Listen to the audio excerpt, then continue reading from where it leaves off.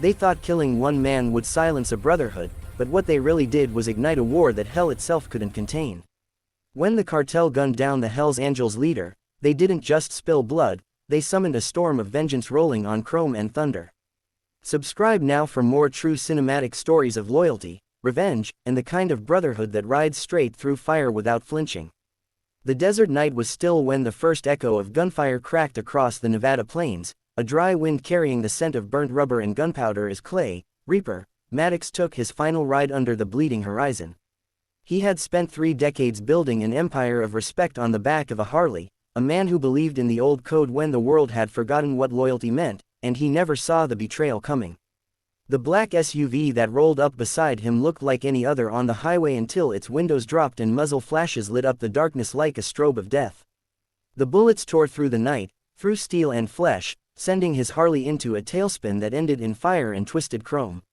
When the smoke cleared, the legend was gone, and the desert went silent except for the slow hiss of cooling metal.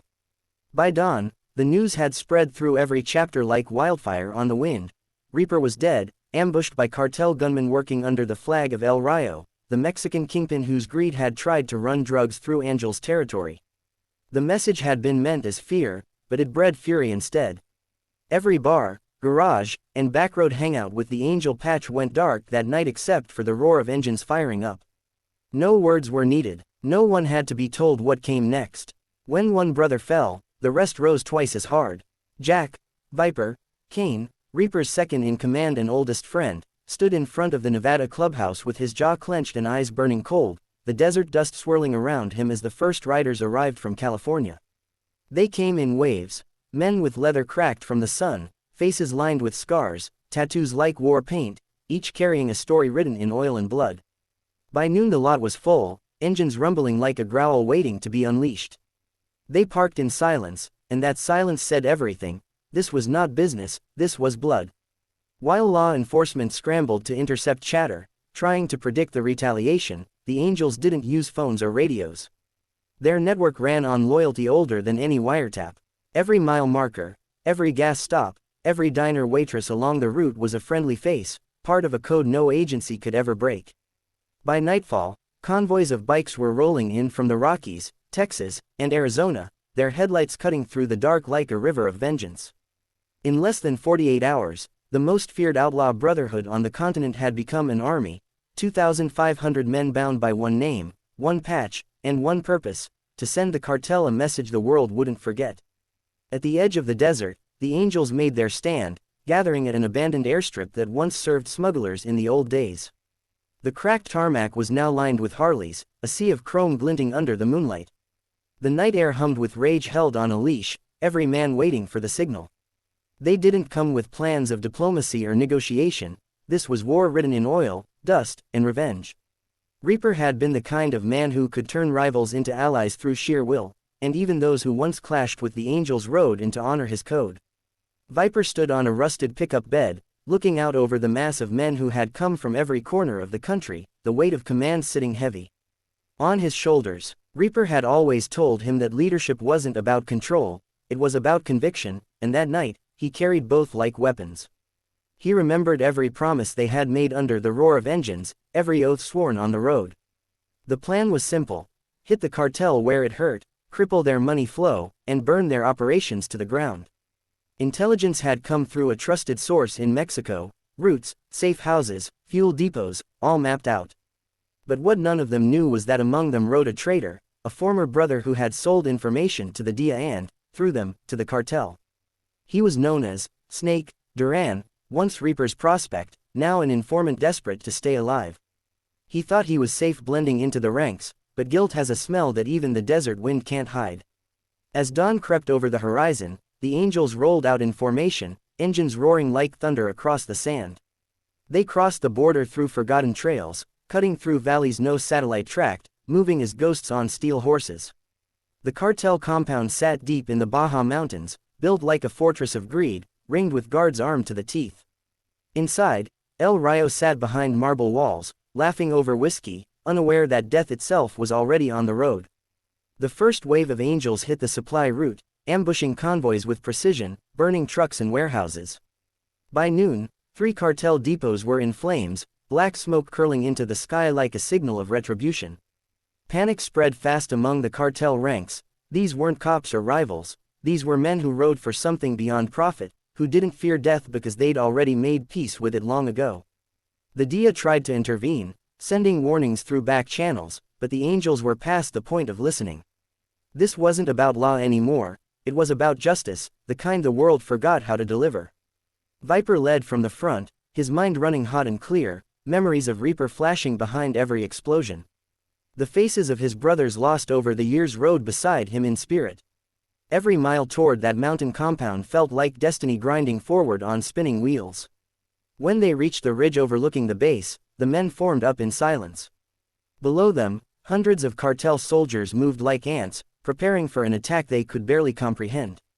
And then, without a signal, the engines howled as one and the angels descended like a storm from the heavens. The battle that followed wasn't chaos, it was orchestrated fury.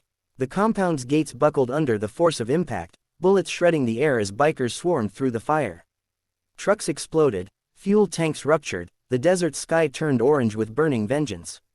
The cartel fought back hard, but they were built for profit, not pride. The angels were built for war. They moved through smoke and rubble like ghosts, engines screaming, tires spitting dirt and flame. Within an hour, the fortress was collapsing, men scattering, the smell of gasoline mixing with blood and dust. And in the heart of it all, Viper rode straight through the wreckage, eyes locked on the mansion at the compound's center. Inside, El Rayo was running, his empire falling apart around him. He tried to escape through a hidden tunnel, but fate had other plans. Viper cornered him near the cliff's edge, the cartel boss trembling as the sounds of destruction echoed behind them. The mountain wind carried the roar of engines and the crack of gunfire like thunder rolling across the valley. Viper didn't need to speak, the look in his eyes said everything. Justice had arrived not with a judge, but with an army of brothers riding under the ghost of the man they lost. When it was done, the mountain burned, and the angels rode out the way they came, silent, unstoppable, leaving nothing but smoke and stories behind. When the dust began to settle over the Baja Mountains, the world that had existed 2 days earlier was gone, replaced by a wasteland of smoke, ash, and silence that carried the echo of thousands of roaring engines. The Hell's Angels didn't stay to celebrate or gloat, that wasn't their way. They came like a storm, did what had to be done, and vanished into the wind before anyone could draw breath. But the world took notice. Satellite images captured the black scars of the compound, the scorched trails of burned convoys stretching like veins across the desert, and within hours the story was on every major network, cartel stronghold destroyed in mysterious attack. The government blamed rival factions, the DIA suspected vigilantes, and the Mexican military issued denials while quietly cleaning up what was left. But those who knew the road knew the truth. The angels had delivered their own brand of justice, the kind no courtroom or badge could ever match. Viper rode at the head of the column as they crossed back over the border at dawn, the first light of morning painting the horizon gold and blood red. He didn't feel triumph or satisfaction, only a heavy stillness that pressed down harder with each passing mile. Revenge had a taste that lingered, metallic, bitter, and endless. Behind him, the long line of bikers stretched into the distance, silent, somber, each man carrying his own ghosts from the battle. The scent of gasoline and smoke still clung to their leathers, a reminder of the fire they had unleashed. As they reached the outskirts of Nevada, the angels split into smaller convoys, disappearing onto backroads, scattering like embers across the map. It wasn't fear that drove them to vanish, it was survival. The feds would be watching, the cartel remnants would be plotting, and the media would be hunting for faces to blame. But there were no faces, no witnesses, no confessions, just the legend of 2,500 men who rode out of nowhere and turned a criminal empire into dust. At the Nevada clubhouse, Viper parked his Harley where Reapers had once stood, the burned wreckage of that last ride now replaced by a plaque welded into the concrete, a chrome skull with wings, engraved with the words "Ride Eternal, Brother." The air was still, heavy with memories. Inside, the men gathered, their faces worn from the road, eyes hollow but proud. No one spoke, they didn't need to. On the wall hung Reaper's cut, patched and framed, staring down like a guardian over his brothers. Viper stood before it, his reflection faintly mirrored in the glass, and for the first time since the ambush, he let the weight of it all sink in. They had avenged their leader, but the cost had been steep, 3 men lost in the Baja Inferno, another 5 missing, and countless others scarred for life. The price of loyalty had been paid in full, and there were no refunds in this world. The following days turned into weeks of silence. The Angels went underground, shutting down their routes, cleaning their records, and staying off the grid. The cartel's operations across the border crumbled without its head, factions tearing each other apart to fill the void. The FBI built files but had nothing concrete. Reporters tried to chase leads, but every time they got close, the trail went cold. What survived were whispers, campfire rumors told in roadside bars, stories of a ghost army that came for blood and left nothing but smoke. The younger generation of writers started calling it the 48-Hour War, a name that spread through the outlaw world like wildfire. But for Viper, it wasn't about legends or fear, it was about keeping a promise. Reaper had once told him that the road doesn't forgive, it just remembers, and now he understood what that meant. Every time he started his engine, he could still hear the echo of that night, the roar of 2,500 bikes rolling as one, a symphony of fury and loyalty that no man could ever recreate. One evening, months after the war, Viper rode alone through the same stretch of desert where Reaper had been taken. The highway was quiet, the air heavy with dust and memory. The wreck had been cleared long ago, but he could still feel the ghosts riding beside him, the brothers lost, the miles burned, the choices that could never be undone. He pulled over at a ridge overlooking the valley, the same spot where Reaper's last ride had ended, and killed the engine.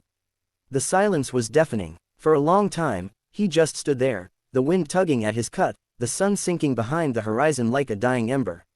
He thought about how easily violence could consume everything it touched, how revenge didn't bring peace, it just filled the silence with new screams. He thought about Snake Duran, the traitor whose betrayal had set all this in motion. The body had been buried in the desert, unmarked and forgotten, but Viper still saw his face sometimes in his dreams, the reflection of guilt mirrored in the eyes of a man who lost his soul long before he lost his life. Snake had thought he was saving himself, but in this world, saving yourself meant losing everything that mattered. That night, back at the clubhouse, the Angels held a memorial run, no speeches, no tears, just engines and silence. Each man rode with Reaper's name taped to his fuel tank, and when they reached the overlook above Las Vegas, they killed their lights and watched the city glow below, a sea of neon that looked like another universe compared to the one they lived in. It was a moment of reflection, of unity, of quiet understanding that what they had done could never be undone. But in that stillness, they found something close to peace. Brotherhood wasn't about perfection, it was about surviving together when the world wanted you dead. When the ride ended, Viper parked his bike at the front, the engine ticking softly as it cooled, and for the first time in a long time, he felt something like closure. The road ahead was still uncertain, but he knew that Reaper's legacy would never die as long as someone was left to carry the flame. Weeks later, law enforcement began to close in. Surveillance, warrants, federal pressure, everything short of a full-scale siege. But there was nothing to find. The Angels had dismantled their tracks with military precision. No weapons, no witnesses, no trail of money or drugs. The feds couldn't prove anything because what happened in those 48 hours didn't exist on paper, it existed only in legend. Yet deep down, they knew the truth. The kind of order and coordination that leveled a cartel fortress couldn't have come from random gangs or street rivals. It had to come from something older, stronger, and disciplined, a brotherhood that had survived decades of heat, betrayal, and blood. The agents filed their reports, the politicians issued their statements, and the world moved on. But on the highways, in the bars, and in the garages where engines hummed low under the night sky, the story lived on. Years passed, and time softened the edges of that war. New members came, old ones faded away, but the legend of Reaper and Viper became part of the Angels' creed. They spoke of them like myth, two men who turned grief into fire and rode into hell without flinching. Viper himself grew older, slower, his beard gray, his hands scarred from decades of wrenching steel and gripping throttle. Yet even as age crept in, his eyes never lost that fire. He still rode the same black Harley, rebuilt from Reaper's original frame, a piece of history reborn in chrome and rust. Every year, on the anniversary of the ambush, he'd take that bike out to the ridge where Reaper fell and sit there until dawn, watching the light creep over the desert. Sometimes he'd swear he could still hear the distant hum of engines on the wind, the ghostly echo of that 2,500-man army charging into eternity. In the end, there were no medals, no parades, no monuments, just stories passed from one rider to another, stories that reminded them that family wasn't just blood, it was the road itself. The Angels had avenged their leader, but they had also written a new chapter in the Outlaw Code, a reminder that power didn't come from fear, but from unity. The Cartel never dared to test them again. El Rayo's empire faded into dust, his name forgotten except as a warning whispered in dark corners, never cross the Angels. Viper eventually stepped down, passing leadership to a younger brother who had been there on that fateful ride. He spent his final years running a small garage off Route 66, fixing bikes for kids who didn't even know who he was. But on the walls of that garage hung one thing, a photograph of Reaper, standing beside his Harley, the desert stretching out behind him. Below it was carved a single line, "When one falls, we all rise." On the last day of his life, Viper rode out alone one final time. The road was empty, the sky burning with that same orange fire he remembered from the war. Somewhere between Nevada and Arizona, he pulled off at a rest stop, took off his cut, folded it neatly over the handlebars, and watched the sunset. They found him there the next morning, sitting peacefully, the patch gleaming in the light. And though his heart had stopped, those who knew him said they could still hear the faint echo of engines in the distance, like the brothers who had gone before were coming to take him home. The legend of the Reaper and Viper became immortal after that, not just a story of revenge, but a saga of loyalty carved into the asphalt of American highways. For those who rode with them, it wasn't about crime or chaos, it was about honor, about never backing down when family was at stake, about understanding that the road, like Brotherhood, has no end. And even now, when the wind howls across the desert and the sky burns red, some swear they can still see two figures riding side by side through the dust, their engines roaring in perfect harmony, bound forever by the code they lived and died for. Because in the world of outlaws, death isn't the end, it's just another ride. And for the Angels, that ride never stops. Subscribe now for more stories that live between the lines of loyalty and vengeance, between the silence of the desert and the roar of 2,500 engines that remind us all, family doesn't die, it rides on forever.